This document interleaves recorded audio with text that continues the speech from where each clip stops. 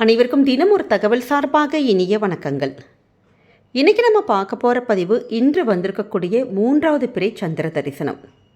அமாவாசைக்கு அடுத்து வரக்கூடிய 3வது நாளில் நம்ம பிறையை பார்த்தோன்னா நம்முடைய வாழ்க்கையில் இருக்கக்கூடிய சகல பாவங்களும் போகும், செல்வங்கள் எல்லாம் பெருகும், நம்முடைய புத்தி மனது இது எல்லாமே நல்லபடியாக இருக்குங்கிறது ஐதீகம்.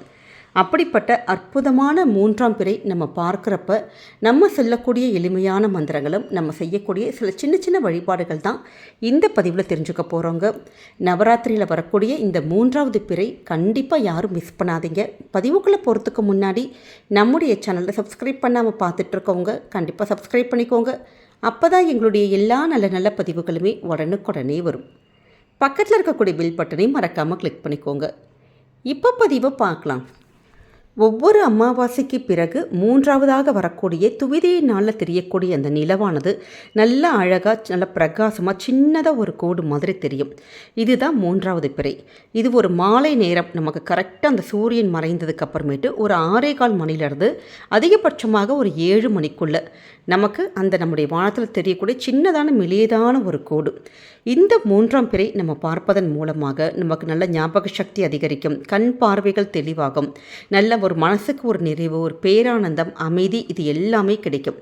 ஏன்னா நமக்கு சந்திர பகவான் தான் மனோகாரகன். அப்படிப்பட்ட இந்த 3வது பிறையை நம்ம தரிசனம் பண்ணுறப்ப மனசில் இருக்கக்கூடிய இந்த கஷ்டங்கள், மன வருத்தங்கள், நிறைய பேருக்கு மன சஞ்சலமாக இருக்குது, மனசில் எப்போ பார்த்தாலும் ஸ்ட்ரெஸ்ஸாகவே இருக்குது, இல்லாட்டி மனசு சம்மந்தப்பட்ட ஏதாவது ஒரு நமக்கு ஏதாவது ஒரு வியாதி வந்திருக்கு, அப்படி எதுவாக இருந்தாலுங்க, இல்லை ஒரு டெசிஷன்ஸ் நமக்கு எடுக்கணும், அப்படி ஒரு மனசு எப்போ பார்த்தாலும் ஒரு குழப்பத்திலே இருக்குது, இதுவாக அதுவானே தெரில அப்படின்ட்டு நிறைய பேர் போட்டு குழம்பிக்குவோம் பார்த்தீங்களா.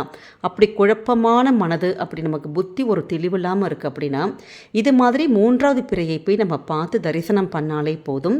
நமக்கு மனசு புத்தி நம்முடைய வாழ்க்கை இது எல்லாமே இப்படி சாந்தமாகி நல்லபடியாக நமக்கு எல்லாமே கிடைக்கும் அப்படிங்கிற ஒரு ஐதீகம் இருக்குது. அதனால தான் இந்த 3வது பிறையை தயவு செஞ்சு யாருமே மிஸ் பண்ணக்கூடாது. ஏன்னா இன்றைக்கி நவராத்திரியில் வந்திருக்கக்கூடிய 3ஆம் பிறை அம்பாளுடைய அனுகிரகமும் நமக்கு சிவனுடைய அனுகிரகமும் நமக்கு சந்திர பகவானுடைய அனுகிரகம் எல்லாம் ஒரு சேர கிடைக்கக்கூடிய ஒரு நாள்.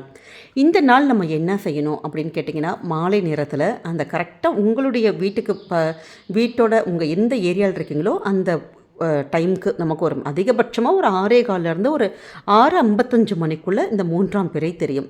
சின்னதான ஒரு கோடு மாதிரி தான் தெரியும், சில நிமிடங்கள் மட்டும்தான் தெரியும். அதனால் அதை மட்டும் கொஞ்சம் இந்த ஒரு நேரத்தில் மொட்டை மாடியில் பால்கனில் போய் நின்றுட்டு அப்படி அப்படி நீங்கள் வழிபாடுகள் பண்ணுறப்ப உங்கள் கையில் ஒரே ஒரு கைப்பிடி பச்சரிசி மட்டும் எடுத்துகிட்டு அதில் ஏதாவது ஒரு சில்லற காயின் எடுத்துக்கோங்க, அவ்வளோதான்.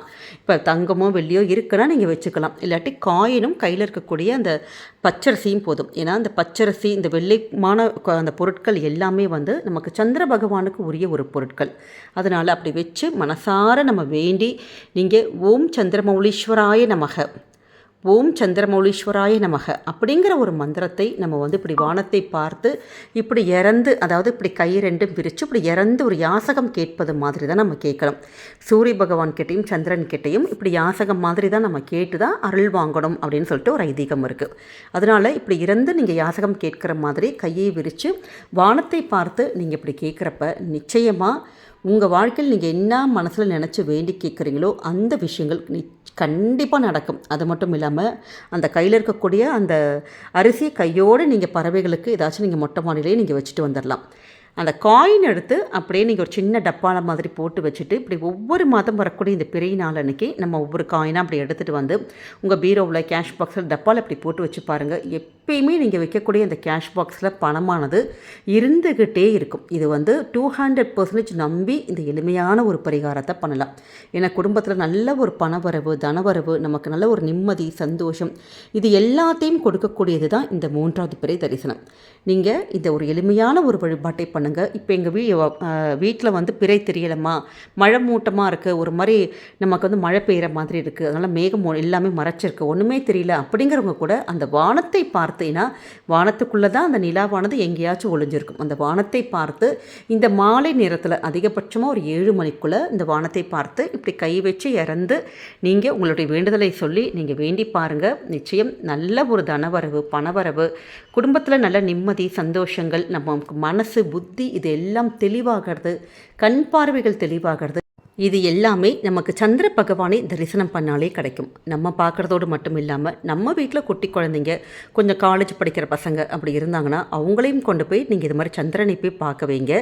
ஏன்னா அந்த படிக்கின்ற குழந்தைகளுக்கான அந்த சமயோஜித புத்தி, நல்ல ஒரு ஞாபகத்திறன், இது எல்லாமே சந்திரனை பார்ப்பதாலே நமக்கு கண்டிப்பாக கிடைக்கும். அதனால் எளிமையான சின்ன சின்ன விஷயத்தை இன்றைக்கி மாலை நேரத்தில் நீங்கள் செஞ்சு பாருங்கள். என்றைக்குமே உங்கள் வாழ்க்கையில் உங்கள் குடும்பத்துக்கு நல்லது மட்டுமே தாங்க நடக்கும். இந்த ஒரு பதிவு கண்டிப்பாக உங்கள் எல்லாருக்குமே பிடிச்சிருக்கும்னு நினைக்கிறோம்.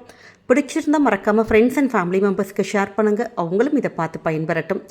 நம்முடைய சேனலை நீங்கள் இப்போ வரைக்கும் சப்ஸ்கிரைப் பண்ணாமல் பார்த்துட்ருக்கீங்கன்னா கண்டிப்பாக சப்ஸ்கிரைப் பண்ணி உங்களுடைய ஆதரவுகள், சப்போர்ட்டுகள் எங்களுக்கு என்றைக்குமே கொடுக்கணுங்க. மீண்டும் வேறு நல்ல பதிவோடு உங்களை சந்திக்கின்றோம். நன்றி, வணக்கம்.